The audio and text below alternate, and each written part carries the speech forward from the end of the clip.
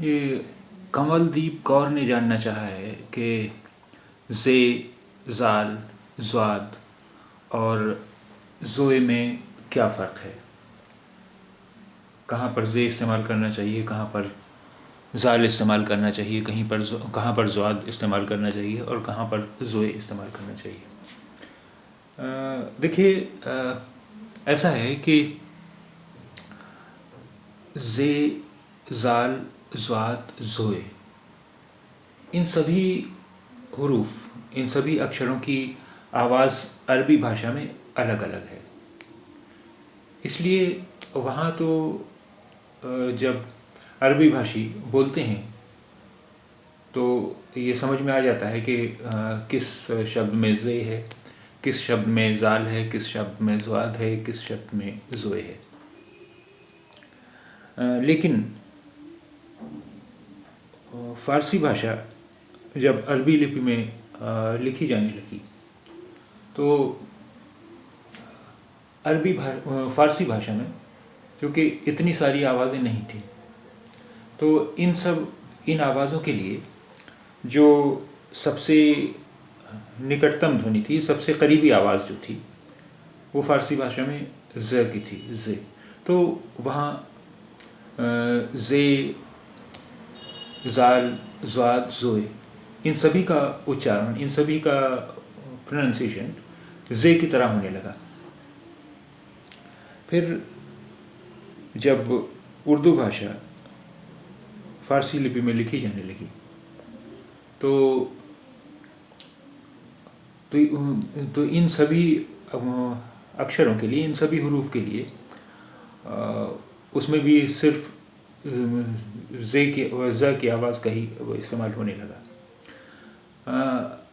इसलिए ये चूँकि हम इन सभी अक्षरों को ज़े की तरह ही बोलते हैं, ज़े की आवाज़ जैसी, ज़े की जैसी आवाज़ ही निकालते हैं, इसलिए हमारे लिए ये समझ पाना मुश्किल होता है कि कहाँ पर किस शब्द में ज़े है, किस शब्द में ज़ाल है, किस शब्द में ज़्वाद है और किस शब्द में ज़ोए है। अच्छा, एक और चीज़ है कि अरबी भाषा में शब्द जिस स्पेलिंग, जिस हिज्जे से लिखे जाते थे, उसी हिज्जे से फ़ारसी में भी लिखे जाते हैं, उसी हिज्जे से उर्दू में भी लिखे जाते हैं। जबकि आवाज़ें इन सभी अक्षरों की उर्दू भाषा में एक जैसी हैं, यानी ज़ा की तरह ही आवाज़ हम निकालते हैं। हम ज़े, ज़ाल, ज़्वाद और ज़ोए की आवाज़ों में कोई भेद नहीं करते हैं, जैसा कि अरबी भाषा में भेद है। इसलिए जब तक हम ये शब्द लिखे हुए नहीं देखेंगे कि कोई शब्द किस शब्द में ज़े है, किस शब्द में ज़ाल है, किस शब्द में ज़्वाद है, किस शब्द में ज़ोए है, तब तक ये समझ पाना बहुत मुश्किल है। और ये कठिनाई हमारी तभी दूर हो सकती है जब हम बहुत ज़्यादा पढ़ेंगे। जब हम बहुत ज़्यादा पढ़ेंगे तो बहुत सारे शब्द आएंगे और उन शब्दों की स्पेलिंग भी, हिज्जे भी हमें ध्यान रहेगी। इसलिए इसके अलावा कोई हल नहीं है कि हम ज़्यादा से ज़्यादा पढ़ें उर्दू। जितना ही ज़्यादा हम पढ़ेंगे उतना ही ज़्यादा ये कठिनाई हमारी दूर होती चली जाएगी। आइए देखते हैं कुछ शब्द, इनमें कहाँ ज़े है, कहाँ ज़ाल है, कहाँ ज़्वाद है और कहाँ ज़ोए है। देखिए, ज़मीन, ज़मीन में ज़े है। जहाज़, जहाज़ ये ज़े है। बाज़ार, बाज़ार में भी ज़े है। मज़दूर, मज़दूर में भी ज़े है। अब इसके बाद देखते हैं हम ज़ाल से, ज़ाल की आवाज़ के कुछ अक्षर। ज़ाल, ज़िक्र, ज़िक्र में ज़ाल है। मज़हब, मज़हब में भी ज़ाल है।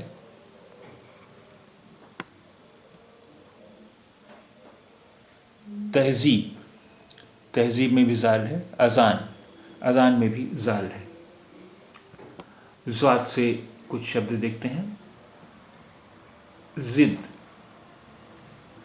जिद, जिद में ज़ाद है। कर्ज, कर्ज में ज़ाद है। हुजूर, हुजूर में ज़ाद है।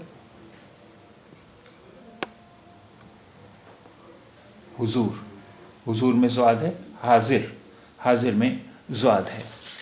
अब आइए देखते हैं हम कुछ शब्द जिनमें ज़ोए का इस्तेमाल है। ये देखते हैं।